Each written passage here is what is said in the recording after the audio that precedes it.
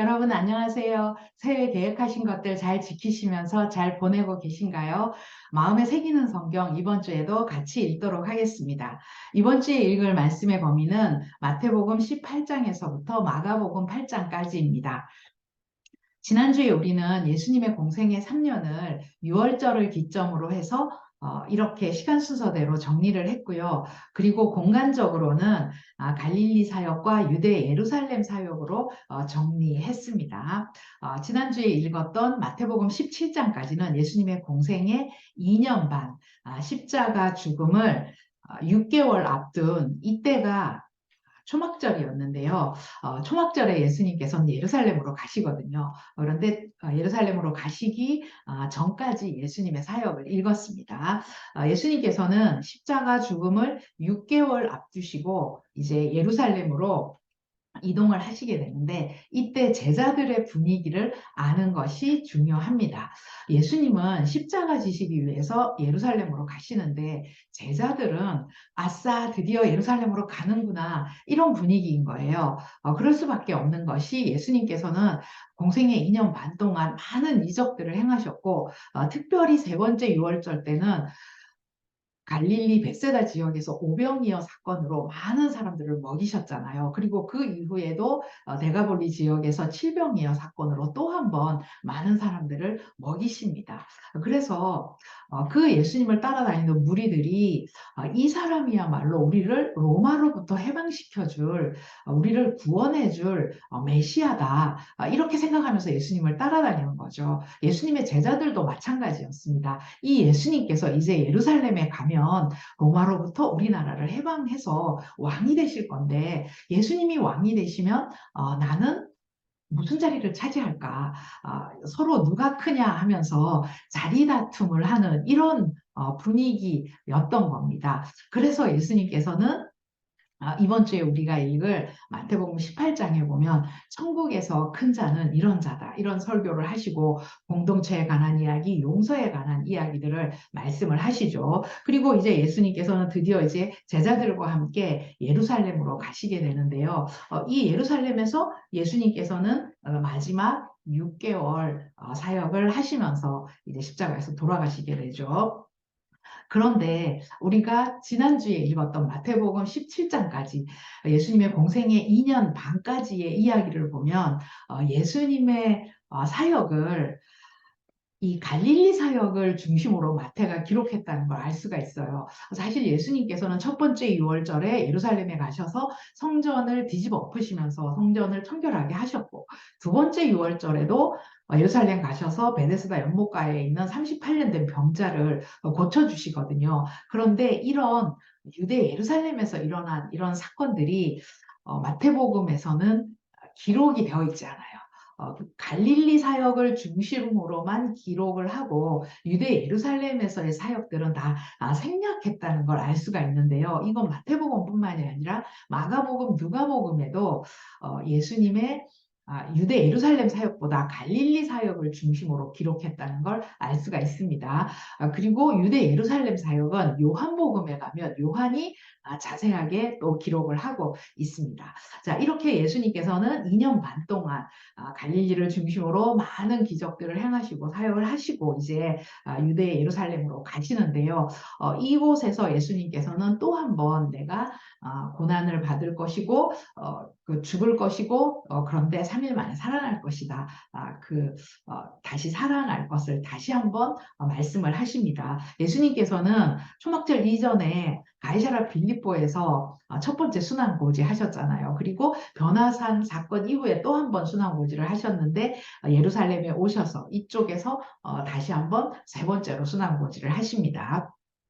예수님께서는 이렇게 십자가 지시기까지 잃어버린 한 영혼에 대해서 관심을 가지시면서 그들이 돌아오기를 돌아오기를 바라시고 그들을 가르치고 복음을 전하고 이렇게 하셨는데 제자들은 예수님과 다르게 여전히 누가 크냐 이런 문제로 서로 자리다툼하고 있는 이런 상황입니다. 심지어 야고보와 요한의 어머니는 예수님께 와서 주의 나라가 임할 때 내 아들 하나는 우편에 하나는 좌편에 앉게 해달라고 이렇게 청탁까지 하게 되죠. 이런 일들이 일어나고 있었고요. 그리고 이제 21장에 가면 예수님께서 드디어 나귀 새끼를 타고 예루살렘 성에 입장하시는 그런 이야기가 나옵니다. 그리고 예루살렘 성에 가셔서 예수님께서는 두 번째로 또 성전을 청결하게 하시는 그런 일을 하시죠. 그리고 이제 대제사장들과 장로들과 함께 정면으로 논쟁을 하게 되는데요. 이때 예수님께서는 두 아들의 비유, 또 포도원 농부의 비유, 혼인잔치의 비유 이런 비유의 말씀을 가지고 대제사장들과 함께 이제 논쟁을 하는 그런 이야기가 나오고 그리고 23장에 가면 이런 표현이 몇 번 반복해서 나옵니다. 화 있을진저 외식하는 서기관과 바리새인들이요. 이런 표현들이 나오는데요.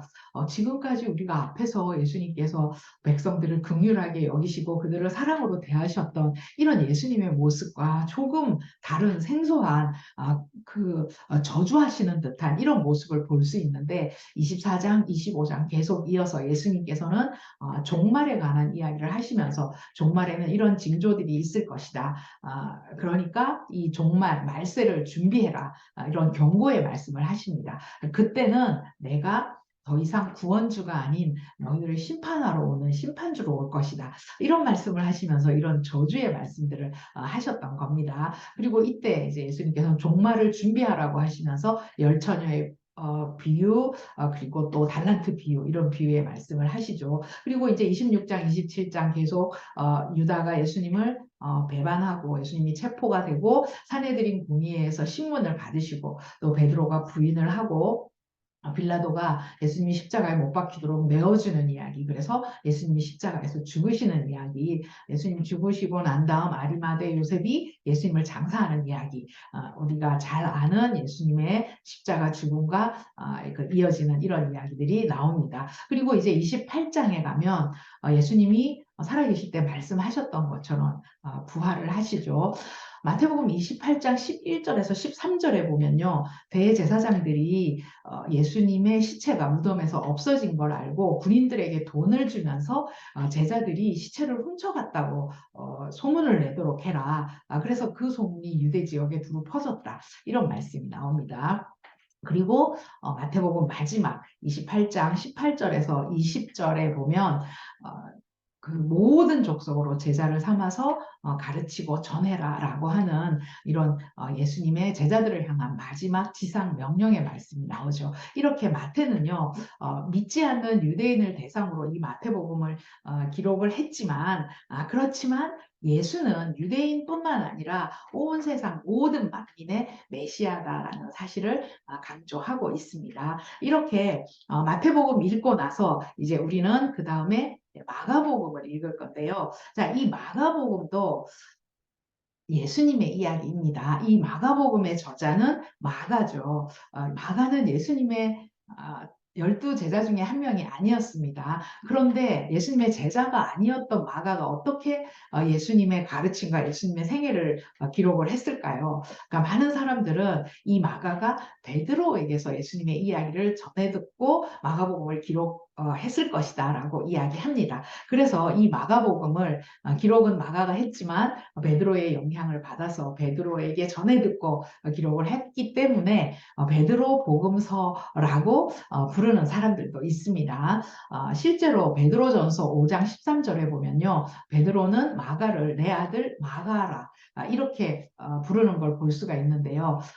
이 말씀만 봐도 베드로와 마가의 관계를 알 수가 있죠. 그러니까 마가는 예수님의 제자는 아니었지만 예수님에 대해서 잘 알고 있었을 겁니다. 마가복음 14장 51절에 보면 예수님께서 잡히실 때 벗은 몸에 배에 호띠부를 두고 예수님을 쫓아가다가 무리에게 잡혔을 때 그 배옷 이불을 버리고 벗은 몸으로 도망한 한 청년의 이야기가 기록되어 있습니다. 이게 마가복음에만 기록되어 있는 이야기인데요. 이 청년이 아마도 마가일 것이다 이렇게 이야기하시는 분들이 많습니다.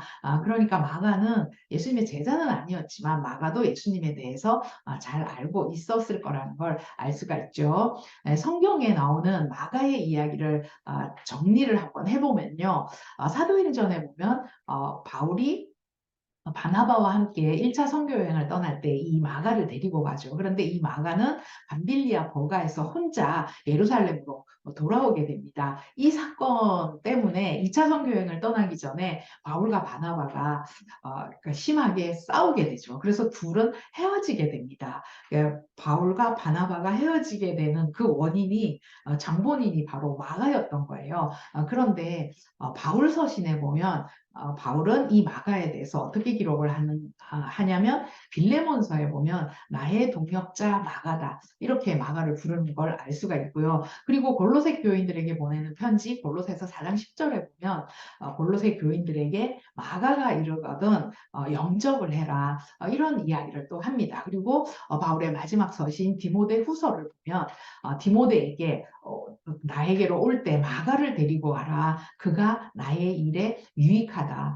이런 이야기를 하는 것을 보면 이 마가 때문에 바나바하고 싸워서 헤어지고 그랬지만 복음을 위해서는 서로 동역을 하는 그런 관계라는 걸 알 수가 있죠. 그리고 이 마가복음은 마가가 로마에서 기록을 했다고 합니다. 그리고 이 마가복음을 쓴 대상은 로마에 있는 이방인 그리스도인이라고 하는데요. 그 한 예로 마가복음 5장 41절에 보면 회당장 야이로의 딸을 예수님께서 살려주시면서 하시는 말씀이 달리다굼이라고 하는데 이 달리다굼이 아람어거든요. 그런데 마가복음 보시면 이는 번역하면 소녀야 일어나라라는 뜻이다. 이렇게 번역을 한 것까지 나옵니다. 그걸 이제 헬라어로 번역을 한 건데요.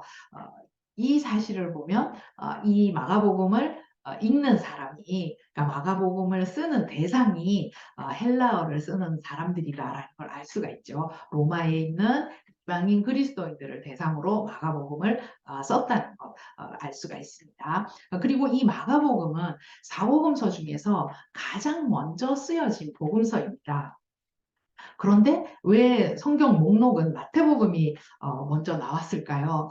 이 마태복음은 믿지 않는 유대인들을 대상으로 쓴 게 마태복음이라고 했죠. 그래서 유대인들이 잘 알고 있는 구약의 이야기를 많이 인용을 했는데 특히 구약에서 메시아가 올 것이다, 메시아가 올 것이다 계속 예언을 했는데 그 구약에서 예언한 메시아가 바로 예수다.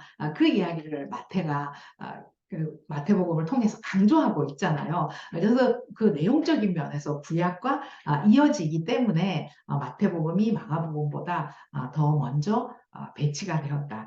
이렇게 이야기합니다. 이 마가복음은 1장 1절에 보면 하나님의 아들 예수 그리스도의 복음의 시작이라 이렇게 마가복음을 시작합니다. 마가는 예수가 하나님의 아들 그리스도다라는 사실을 강조를 하는데요. 마가복음 읽어보면요. 예수님의 탄생 이야기는 기록되어 있지 않습니다. 바로 예수님의 공생의 이야기부터 시작을 하는데요. 마가복음은 또 사복음서 중에 분량이 가장 적은 복음서죠. 가장 짧은 복음서입니다. 16장으로 되어 있는데 그래서 우리가 마태복음에서 읽었던 그런 예수님의 공생애에서 일어난 사건들을 요약해서 기록한 걸 알 수가 있어요. 마태복음에 보면 예수님의 설교, 산상수훈이라거나 또 그 예수님의 설교들이 길게 이렇게 기록이 되어 있잖아요. 그런데 이 마가복음에 보면 이 설교들도 요약해서 기록되어 있는 걸 알 수 있고 전반적으로 예수님의 사역과 예수님의 생애를 요약해서 기록하고 있다는 걸 알 수가 있습니다. 이번 주에 우리는 이 마가복음을 8장까지 딱 반을 읽을 건데요.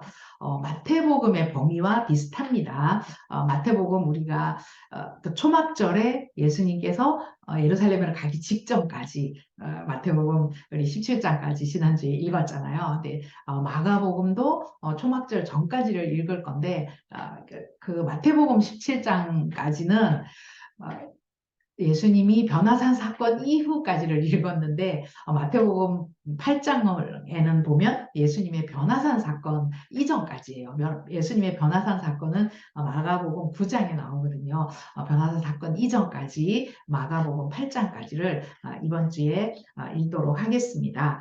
자, 이제 8장까지 마태복음 내용과 이제 중복되어서 거의 이제 비슷하게 예수님의 생애니까 똑같이 기록을 하고 있지만 이 갈릴리 중심으로 가버나움을 중심으로 예수님께서 많은 기적들을 행하셨던 그리고 예수님이 또 많은 권능들을 베푸셨던 그런 이야기들을 읽으시면서 이렇게 많은 기적을 행하신 그 예수는 과연 누구인가? 2000년 전 이스라엘 땅에 우리와 똑같은 인간의 몸으로 오신 그 예수가 인간인 예수가 인간이 할 수 없는 많은 기적들을 행하셨는데 이 예수는 과연 어떤 분이신가 묵상하시면서 그리고 그 2000년 전의 예수를 오늘날 우리가 나의 주님이라고 고백을 하고 있잖아요.